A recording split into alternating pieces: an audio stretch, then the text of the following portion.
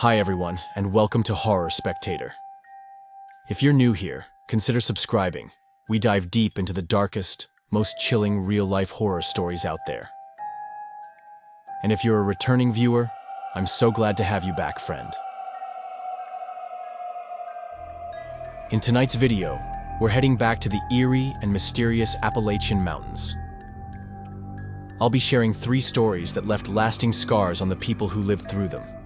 Tales that begin with everyday moments, only to spiral into something far more disturbing. Reading and interacting with everyone who submitted these stories was amazing.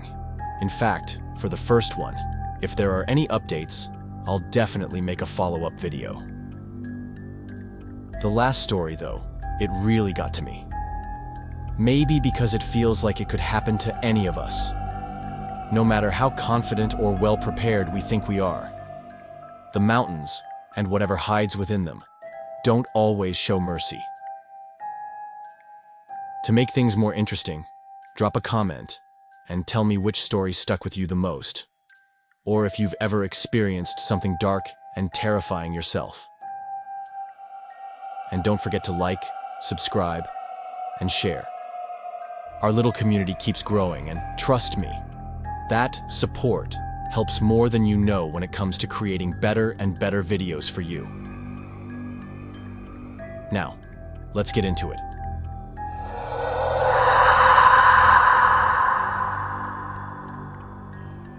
And remember, viewer discretion is advised.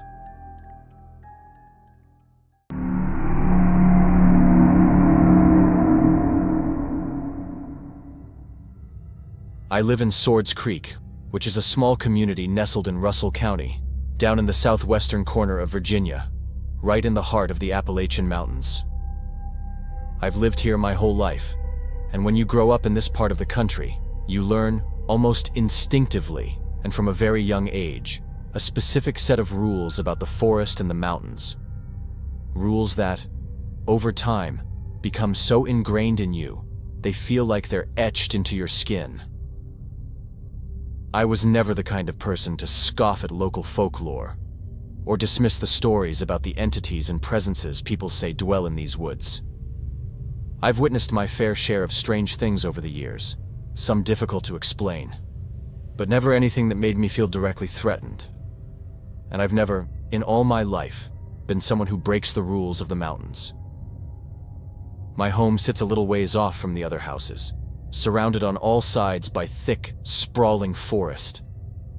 And I spent most of my childhood out in those woods with my grandfather, wandering half-forgotten trails, learning the secrets of the land, and most importantly, understanding that the only thing keeping us safe out there is a mutual respect between us and whatever else lives in these mountains.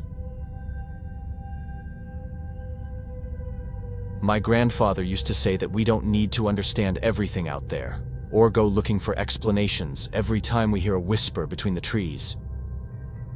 We just have to respect them, and if we do, they'll return that respect in kind. That belief always gave me a strange sort of comfort, a quiet peace that made living out here feel safe. Even though there were certain things I just instinctively avoided, like going outside after dark. Like I said, I've never been one to break those rules. I might have been a little rebellious in other parts of life, sure. But when it came to the forest, the mountains, and the quiet code they seemed to speak, I kept to it with something close to reverence. Because no matter how tempted you are to doubt, you don't play games with the woods. Still, the truth is, life can turn upside down in the blink of an eye, with no warning at all. It all started to unravel at the beginning of last spring. One of my best friends, Reggie, died in a tragic accident.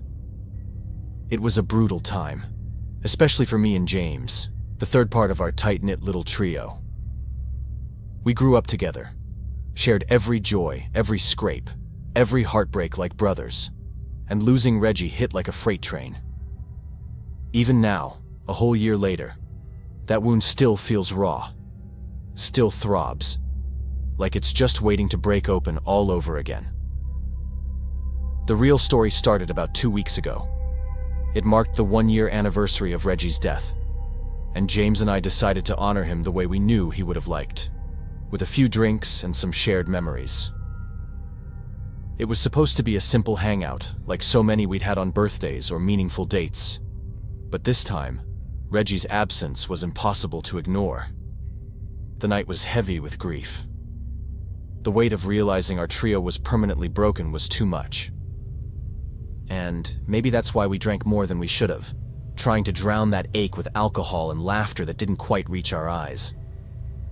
The night was warm, typical for early spring, and we stayed out on the back patio, talking and reminiscing. That's when my 2 cats started meowing, loudly and in a way that didn't sit right. They usually roam around during the day, but they don't come up to the windows at night. And on this night, they were especially agitated.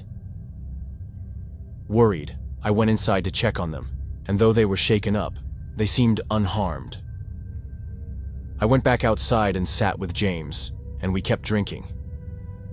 It was already late when we decided to call it a night.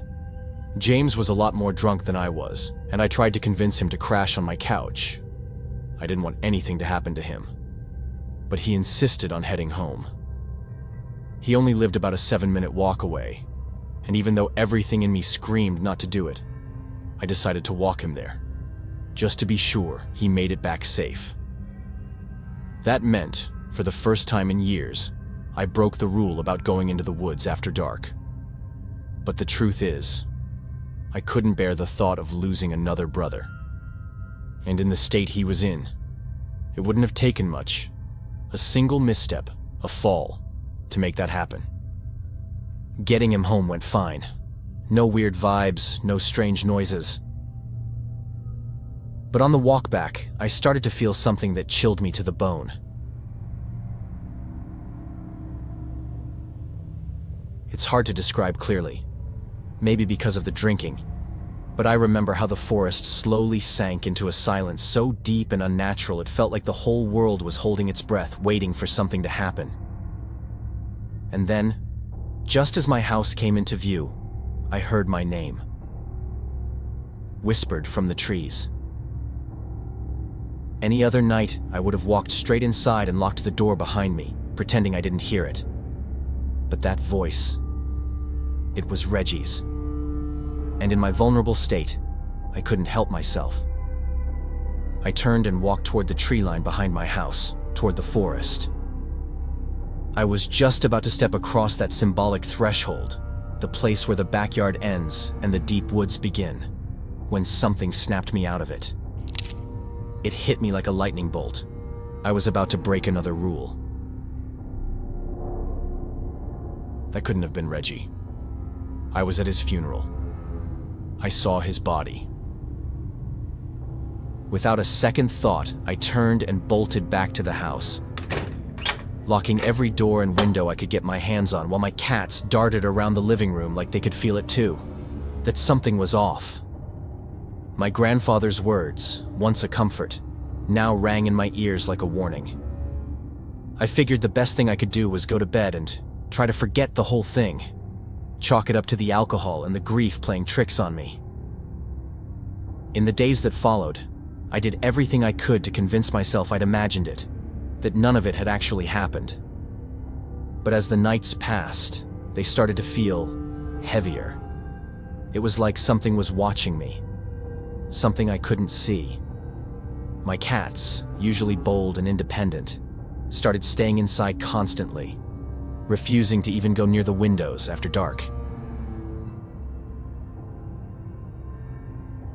I finally decided to tell James what had happened, even though I knew how it might sound.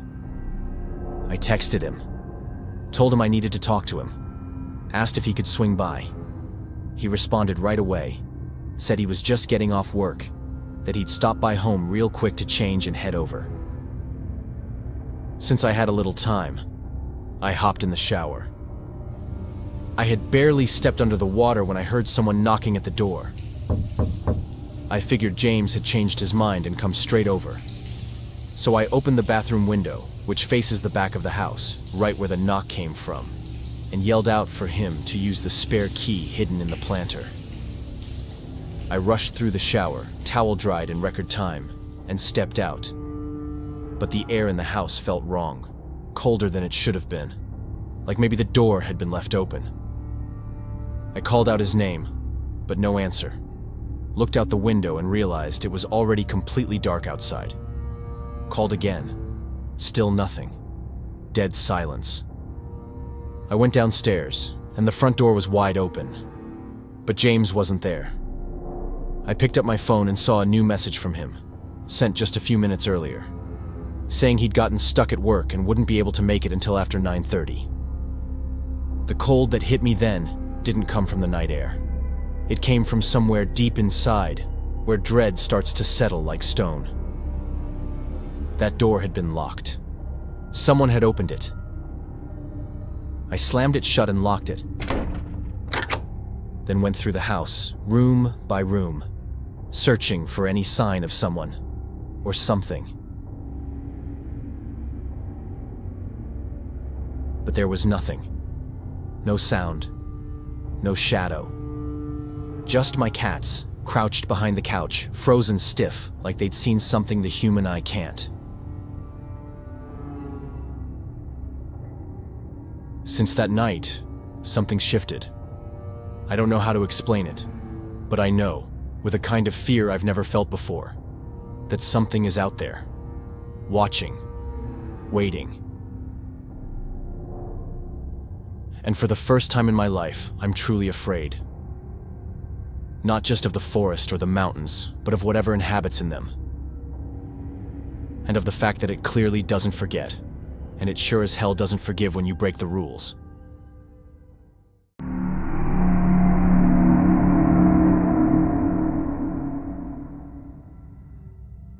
I remember that hike like it was yesterday.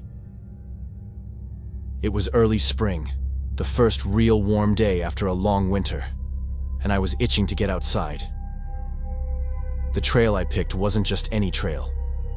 It led up to the Rich Mountain Fire Tower, right on the Tennessee-North Carolina border, just outside of Hot Springs. That place had been calling my name for months.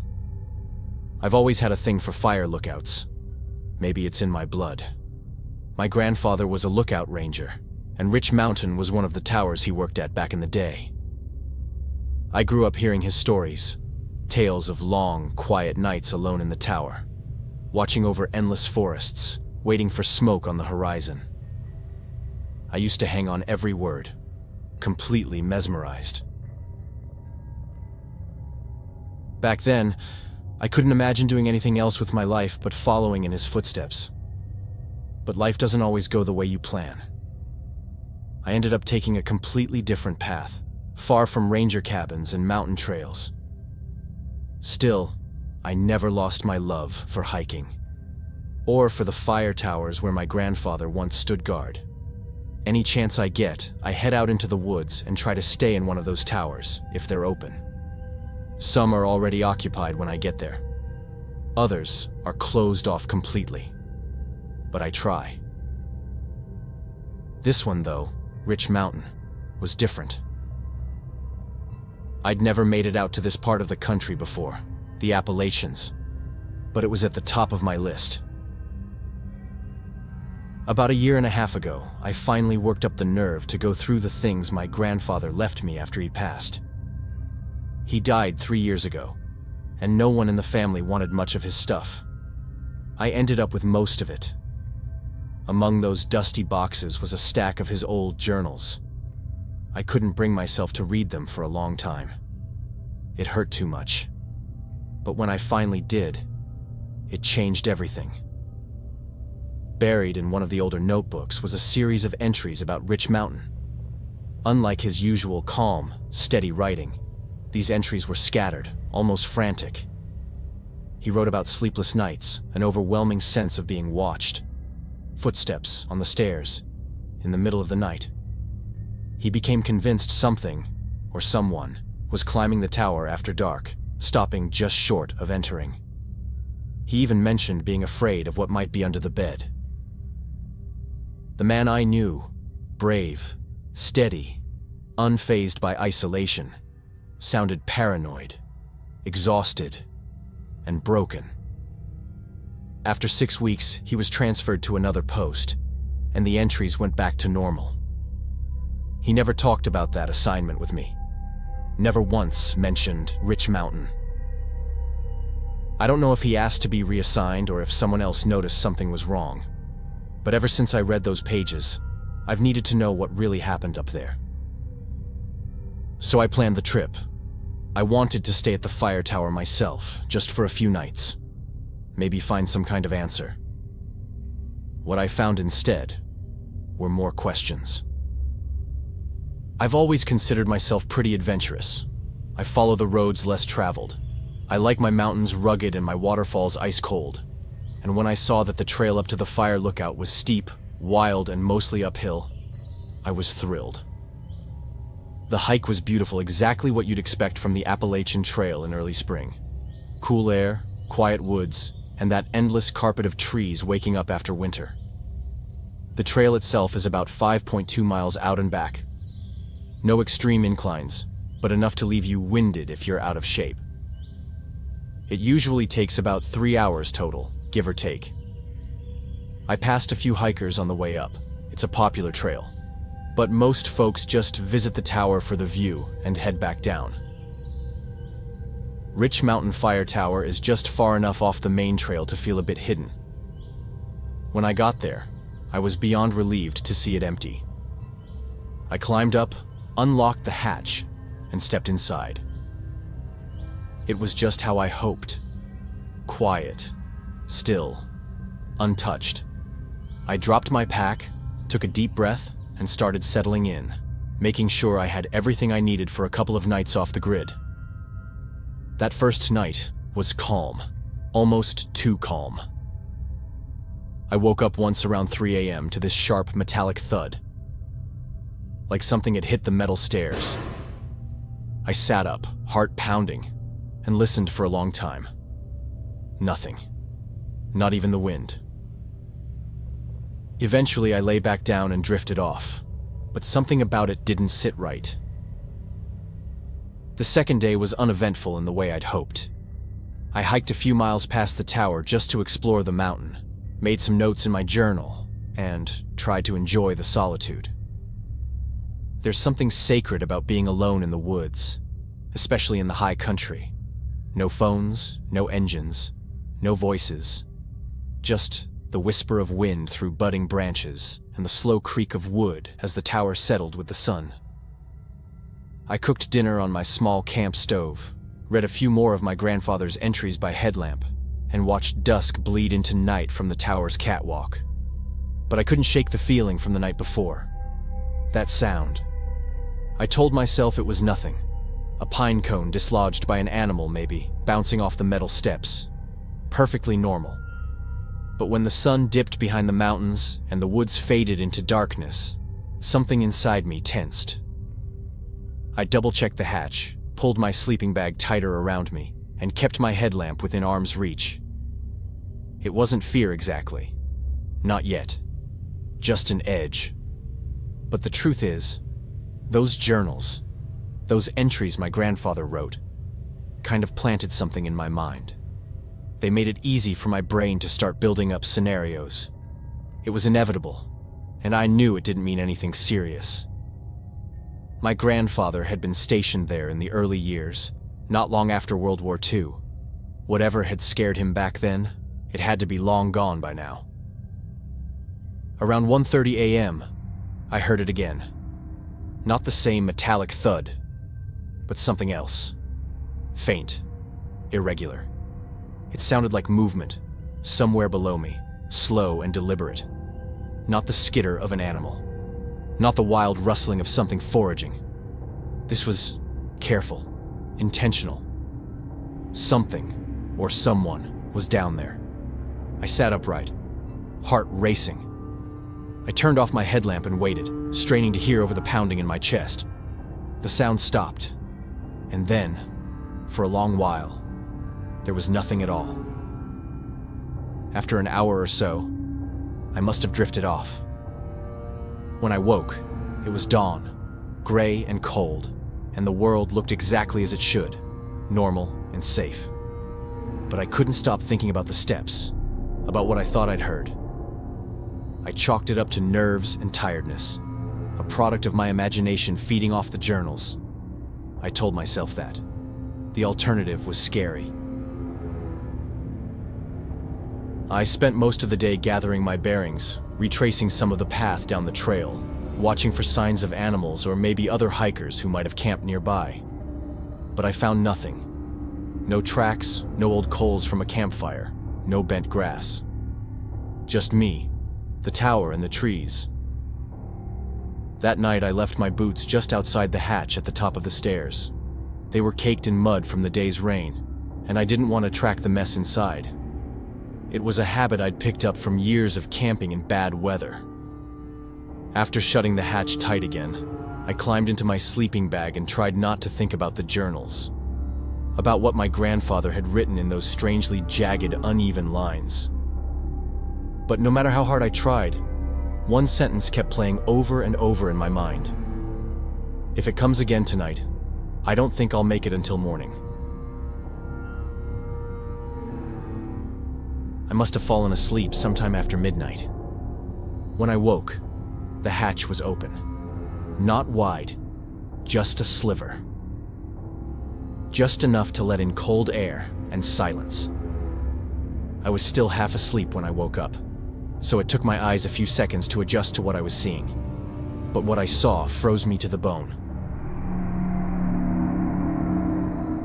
Outside, hanging from the ceiling of the fire lookout was a figure, completely black. It looked like a person, had the shape of one, but I couldn't make out a single detail beyond the silhouette. I jumped to my feet on instinct, and just like that, it vanished. I didn't hear a sound. If it had been a person, or even an animal, I should have heard footsteps on the roof. But there was nothing. Just absolute silence. Then I realized my boots were gone. I didn't move for a full minute, just stared. The wind wasn't strong enough to lift that hatch. It had been latched from the inside, and no animal I knew of could have opened it and taken my boots without making a sound.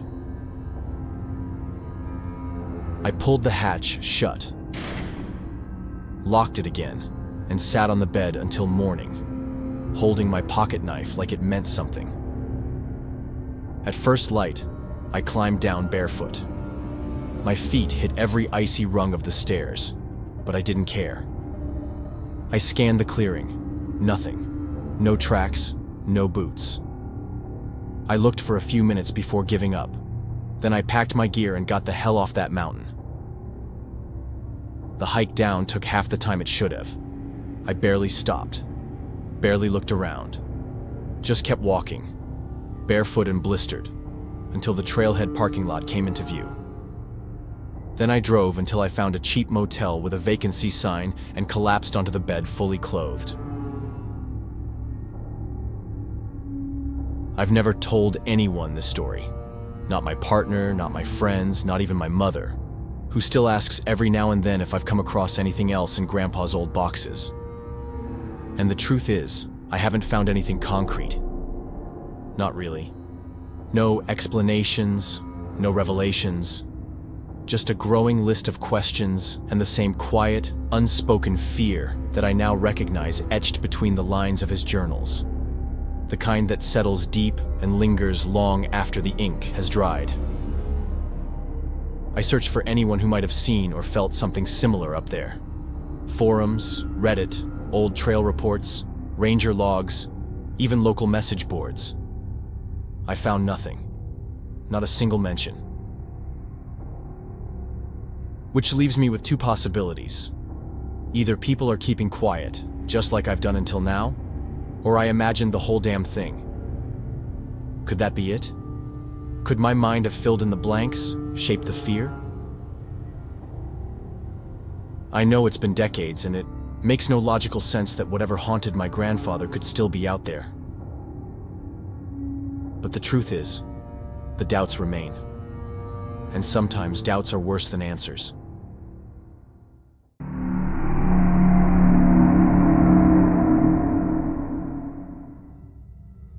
What I'm about to tell you happened 3 years ago.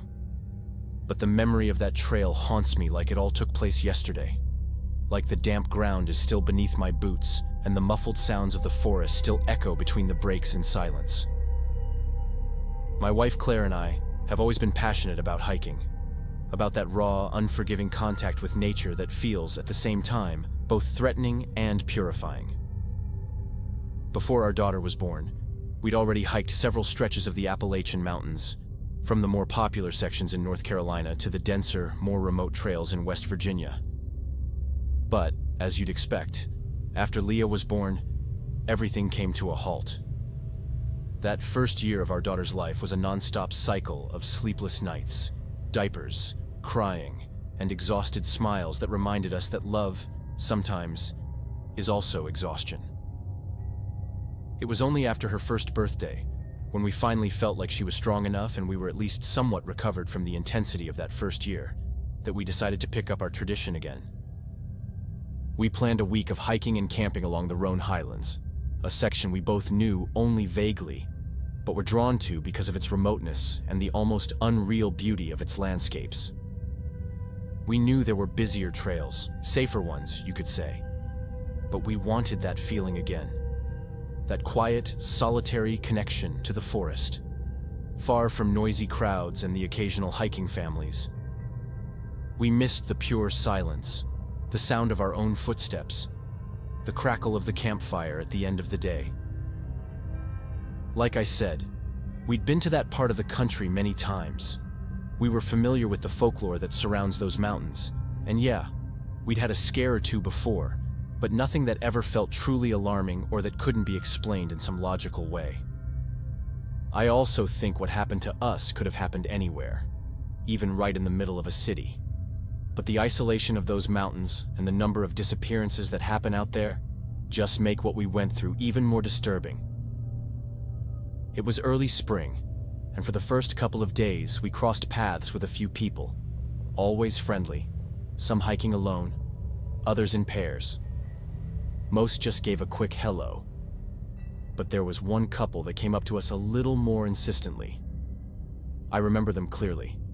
The woman had curly red hair and wore a dirty straw hat, and the man, way too tall and skinny, had a scruffy beard and eyes that were way too alert, like he was constantly on edge or high on something.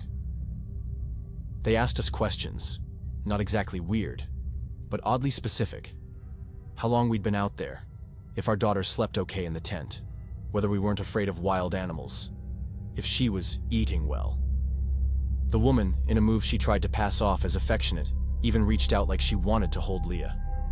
Claire instinctively took a step back and smiled, but didn't budge. It was one of those moments where everything seems perfectly normal, but your body feels something your brain hasn't figured out yet. A quiet tension, like the air suddenly got thicker. Moms especially seem to have a sixth sense for danger.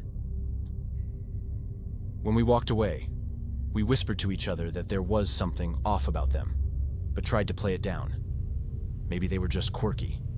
Maybe it was the fatigue messing with our perception. Maybe we were just being overprotective. On the third night, we set up camp in a small clearing we'd found about 500 meters off the main trail, hidden among tall trees and a bed of moss that seemed to absorb every sound. It was a beautiful, peaceful spot, with enough room for the tent, the fire, and a designated area where we hung our food from a branch, just in case, to keep it out of reach from bears or other curious animals. Nothing felt out of place, and both of us slept deeply, a rare thing since our daughter was born.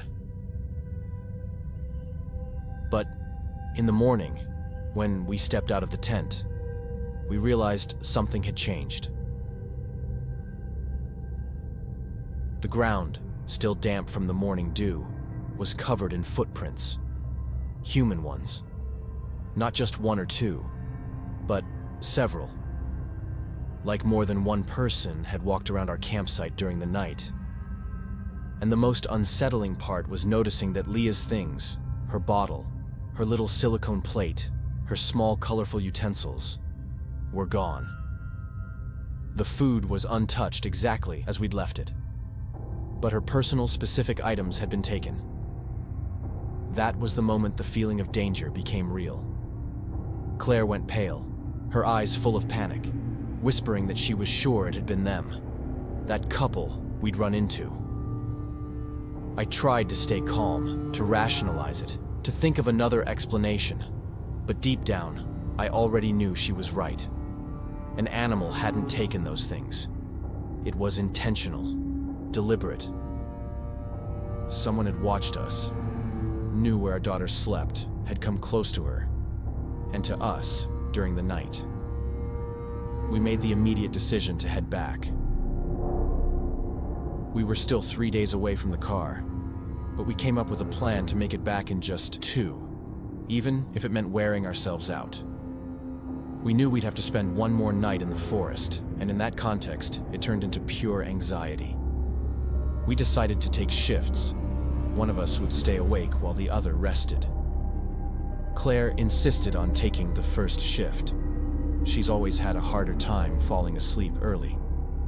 And I, still exhausted from the hike, lay down with Leah, trying to get some rest, even with the weight of worry pressing down on me. But I woke up earlier than expected. Claire came into the tent, shaking, saying she'd heard footsteps, that someone was out there, standing in a thick patch of vegetation where the light from our fire and flashlights couldn't reach. She handed me the gun, a pistol we only brought as a last resort, and I left the tent like a cornered animal. I yelled into the woods that I was armed, that I wouldn't hesitate to protect my family, but the only response was absolute silence. I stayed on high alert for 2 hours, eyes locked on the darkness, ears straining for even the slightest sound. And then, without realizing it, I fell asleep. Exhaustion won, and I still hate myself for that. I woke up to screaming, Claire yelling my name, the sharp sound of hurried footsteps, and a woman, the same woman, pointing my own gun at me. The man had half his body inside the tent. It all happened in seconds. I grabbed a handful of ash from the still warm fire and threw it in her face. She screamed and pulled the trigger, but the shot missed. It was just enough time for me to knock the gun out of her hands with a blow to the nose. The man, startled, lunged out of the tent. I pointed the gun at him, my hands shaking, and shouted that he had 5 seconds to get out of there. He backed off, eyes wide, unsure, but eventually ran, dragging the woman with him. We thought about packing up and leaving right then, but we were deep in the woods. No light. Our daughter still in shock. So we decided it was safer to wait for the first light of morning and leave as soon as the trail was lit. It was a brutal hike back. Leah cried for half the time, and Claire and I were beyond drained, but we didn't waver. We reported everything to the police, gave them detailed descriptions, maps, dates. But they found no trace of what we'd described, and the case was closed for lack of evidence. Only a few weeks ago, we were contacted again by an officer saying the case had been reopened. Another couple, in a different part of the same trail, reported a similar incident, with descriptions matching that same pair. Not a single day goes by without me thinking about that night. That moment when the woman's eyes met mine, full of something I'd never seen before. It wasn't just malice or madness, but a kind of emptiness. An emptiness so deep, it feels like it's stayed inside me ever since. The forest stopped being our refuge. Now it's just a place where silence screams louder than any sound. A place that reminds us that no matter how experienced or prepared we think we are, terrible things can still happen to us.